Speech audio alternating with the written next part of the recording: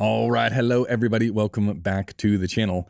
And today I wanted to do a sneak peek inside the advanced cinematography course that I have available now.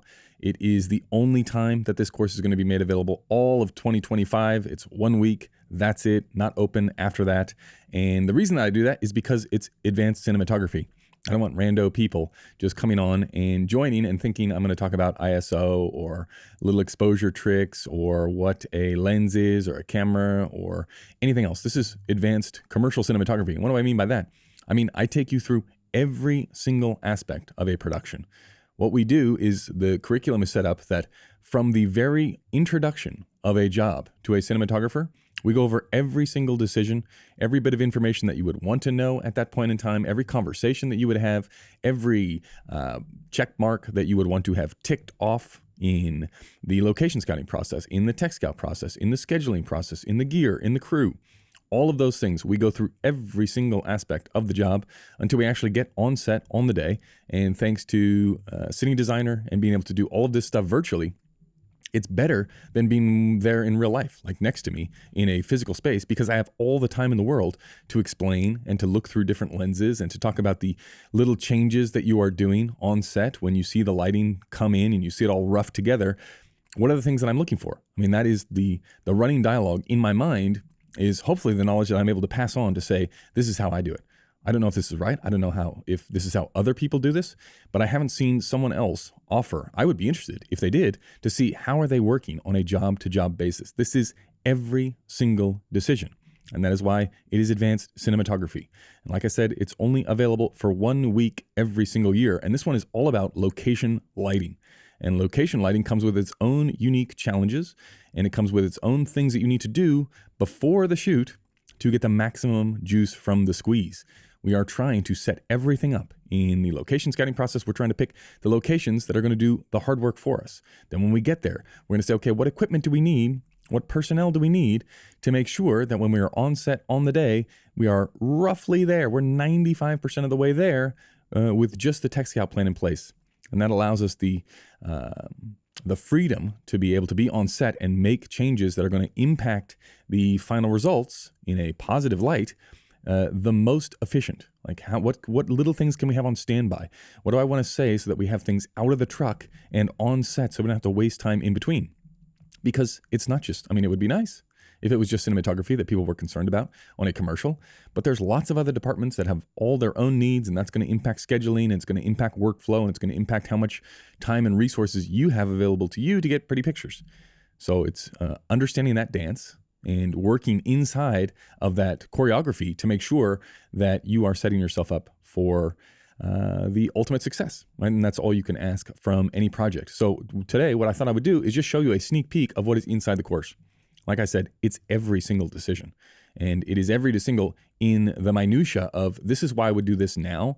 This is why I would talk about scheduling at this point. This is why I would talk to the director at, the reference stage is much different than doing it on set on the day. Like we have to have one decision eliminates a broad swath of other decisions, but it also means we are traveling down a path now together. If we make that decision early in pre-production, there are things that we cannot change after that decision is made. Like other decisions will be impacted, other choices will be impacted by the foundation that we lay in pre-production. So that's why it's laid out as though I've never heard of a job and I'm just coming across it for the first time.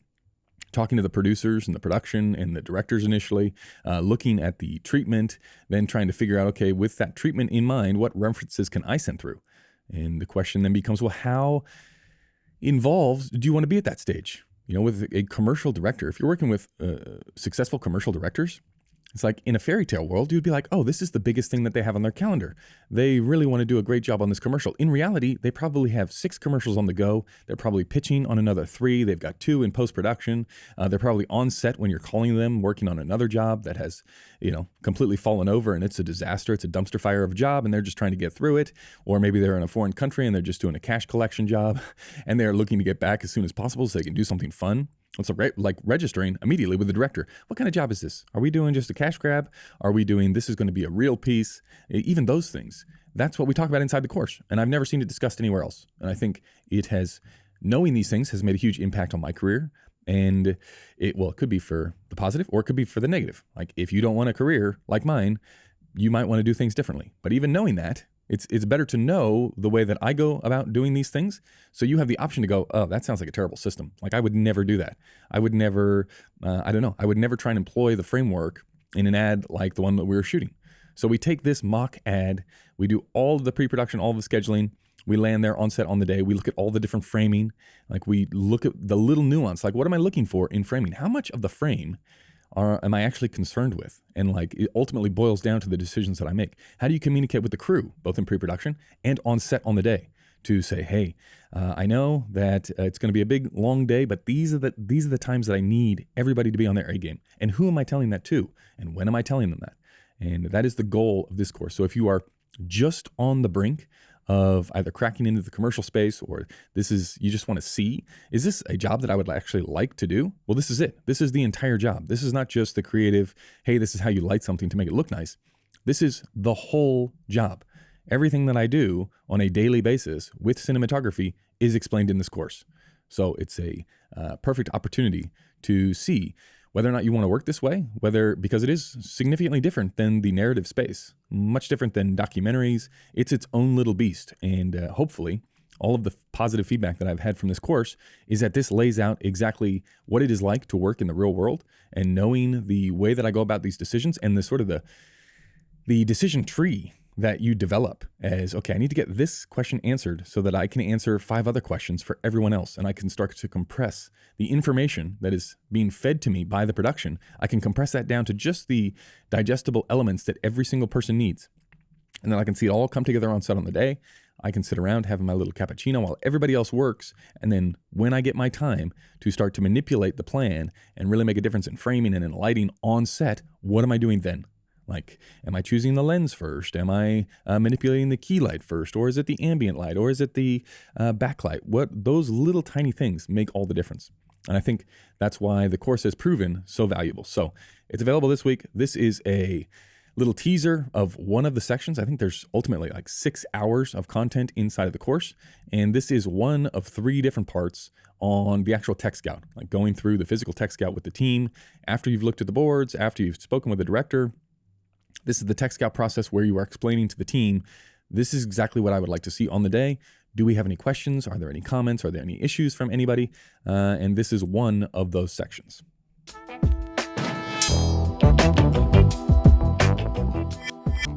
So really, really simple. Set the outside area. Probably, I would say, depending on what is out there, like here, this grass is not really that bad. I would probably set blacks behind the lamps as well. It just depends on the manpower that you have, just because you don't want too much bounce or ambient changing throughout the day. The more you can control, the better. But other than that, talking schedule, right? We're going to start with the most complex, then we're going to work our way in. We're going to do the pack shot, and then afterwards we should do the reverses. And for our purposes, right, it's best to start wide and move in. There's nothing here that would require, it's not like we're waiting on sunset where, if you're waiting on sunset, you can do tight close-ups significantly easier in a little bit more light. And then as you get wider, you want to go later in the day because it's harder to fake sunset the wider that you get. But if you have a close-up, you can fake sunset at 3 o'clock in the afternoon. So there's nothing like that here. So really, it's our pick to say the way that we would like to work, and the way that we get that is we decide what's going to be the most efficient for moving stuff. That's going to take the longest. Work backwards from that. Front load that schedule as much as you can with all of the heavy rigging, all of the heavy setup time early on, and then just shoot out the directions. And that's essentially it, right? There's no big curveballs on this job. It's very, very straightforward. But I'd be walking around with Artemis, and I would be showing everyone the frames that I wanted. So as you go through shot by shot, and the first AD and the director are talking through the exact shots, I would have the grip and gaffer next to me and be showing them on the phone, going, this is shot 1. So you see whatever it is. Actually, let's do it. Let's go out here, and there's a camera around here somewhere. Let's get this one. Let's go in, and so I would say for our close-up here of our lady, dude, it's probably going to be on a 65, and we're not going to have the table there. If we change views, what does that look like? So So she's going to be sitting in that table. We're probably not going to have her there against the window, right? I'd probably like to move her over here. So we're going to have dark background there. Maybe we pull her out just a little bit, pull the whole table out. And we can have a little bit of this window in the frame over here, right? Just adding maybe a little bit of backlight to our lady.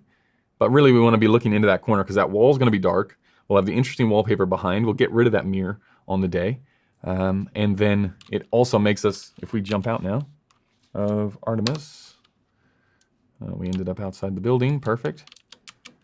Let's hop down. So you see where we're pointing. We're going to have to move the table over, which means now the gaffer can probably diffuse that whole window from the outside. So you can make it really, really soft if you want. Of course, that doesn't work for the slash.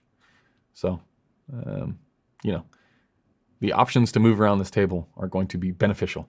So that's another thing to talk with the production designer. Like, do we have the ability to move this table around? Because if we're setting the table and there's lots of intricate bits of food that have to stay the same the entire time, it gets to be a bit of a pain, delicately moving things around the room. But if it can be a little bit looser, then all the better. So I would be taking those Artemis stills, showing them off, discussing any issues. Do you see any problems? Anywhere that I am not thinking this is going to work? And usually it comes down to the lamps that you want to use. Like, again, I would probably never say, actually, I know I would never say, let's put a 12K out here. I would say, we need a big, broad, ambient daylight push, and then we want something harder slashing across the room. And they're the experts. Let them come up with it, right? If they don't come up with it, the next time you get a job, they don't get a job because you don't ask for them. You ask for other people. So you're looking for people that are going to look out for you and make you look the best.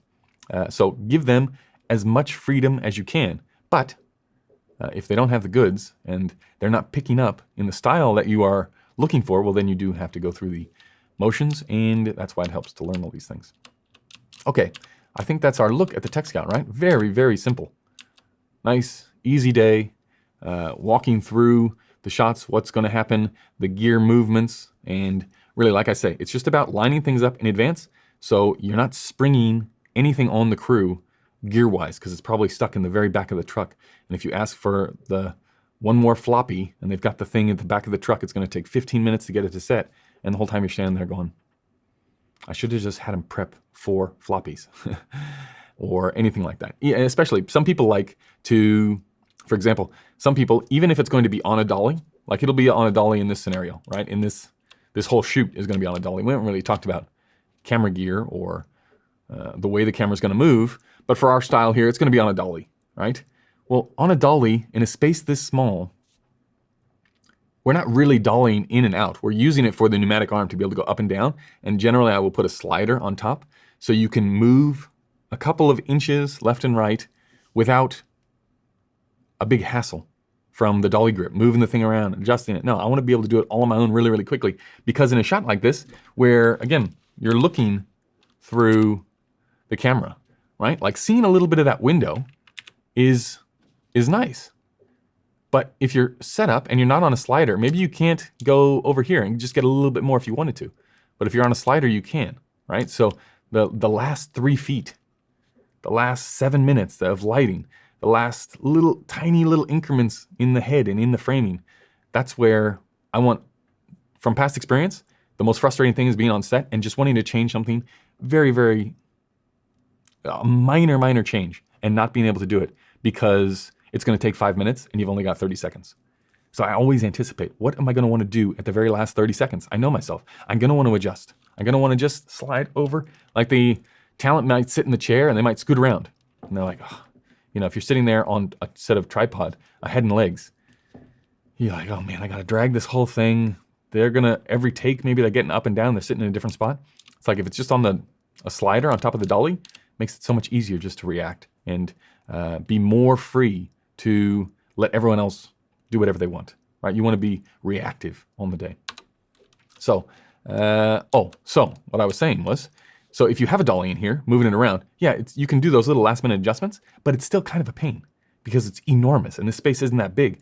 So it's going to take up a lot of room. So oftentimes, some cinematographers like to line up shots just by popping the camera off the head and walking around with it. I like to do that. But if you do that for too long, right? If you do that for 8 shots, this is going to be at least 8 shots this commercial. You do that, by the time that everyone signs off on it, you're holding the camera there for 30 minutes out of the day. It's like, no, don't do that. Just give me the easy rig. I want to pop it on. I'm going to pop it on the easy rig. I'll stand around with the easy rig for 30 minutes. I don't mind that. So someone have the easy rig nearby so that when we go, like you would use a director's viewfinder, when we go to line up the next shot, I'll get the easy rig on. I'll get us into the exact right spot. Dolly comes over, you snap in the plate, and that's it. You take the easy rig off and you're done. But cluing in everybody that this is the way that I like to work. And also the idea with the gaffer of like, okay, when we come and do the close-ups, when we come in here, I'm not going to ask for a specific piece of diffusion, but if it's not working, we need options close by, right? Because I really, at the end there, I really like to see what the availability is. So we'll talk about all this when we actually get to the shoot day. But on the Tech Scout, that's it. You give broad overview, you let them come in with solutions. Hopefully they're better than what you're thinking, or they're easier.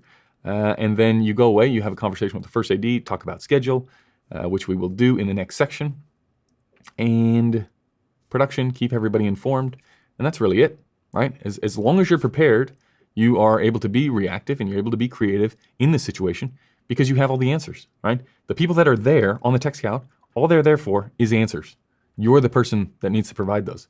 So you can either put a lot of pressure on yourself and not think about it at all until you get there, or you can front load the work when you're by yourself and you have the freedom and the time to be able to really think about the project, which is what I prefer to do, right? Why make it hard on yourself? Why make it stressful?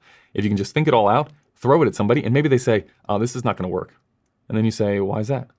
And then they tell you, and you go, okay, let's change the plan. That's not going to work because we don't have the budget, or we don't have the crew, we don't have the equipment, whatever it is. Just go in, be prepared, be ready to answer questions, and for sure, there's going to be issues. For sure, the director is going to want to do something. I always side with the director, especially in front of other people, right? It's always like, yes, if they want to do something, they want to change something, they want to shoot a specific way, yes, we can do it. Yes, we can do it. Then you go away, you solve it with your crew, and you come back, and you say, you don't say anything. You just say, yeah, we can do it. Yeah, it makes sense. Perfect. Let's do it. I'm excited. And that's it. That's how you get through a Tech Scout. Okay, in the next section, we're going to go over the schedule and then finally get to the shoot day and talk about and walk through all of those little minor changes in that last 7 minutes, all the little tiny choices that we make to try and squeeze out the last 1% in these images. All right, so hopefully you enjoyed that and it gave you some sort of idea, if you're just on the fence, to whether or not this is something that would be for you. Again, I would caution everybody out there, if you're just getting started in cinematography, this is not for you. Okay, you should have a strong background in all of the technical things that go into working in the industry. This is just for a workflow perspective and for guiding the team to make sure that you're getting the maximum that you can from them and not leaving anything on the table. So the course, the link is in the description below. Again, it'll be available for probably at this stage 3 more days, and then it'll be shut off. And maybe I open it again next year. I'm not sure at this stage, but this is going to be the last opportunity to enroll in this course in 2025. Okay, many thanks, and we will see you in the next one. Goodbye.